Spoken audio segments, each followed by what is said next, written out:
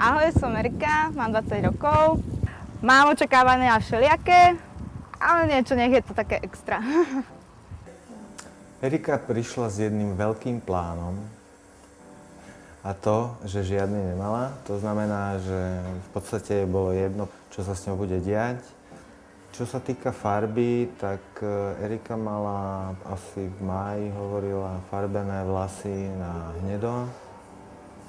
Keď sme sa tak rozprávali spolu, tak povedala, že by teda bola aj naklonená blond odtieňom, lenže také jednoduché to zase nie je, takže absolvovali sme celkom takú tortúru zosvetľovaciu.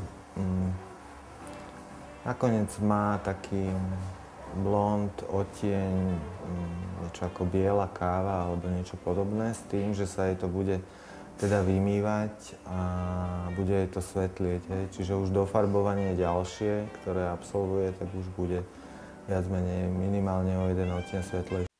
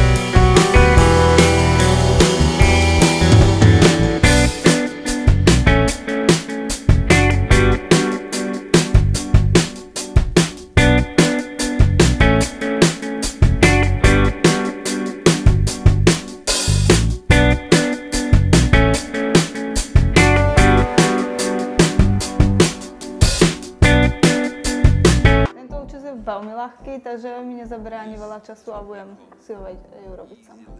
Tak dúfam, že môjmu okoliu sa to bude ľúbiť, tak ako sa to ľúbi aj mne. S farbou svojich vlasov som veľmi spokojná, je dosť prirodzená, takže je to dosť dobré.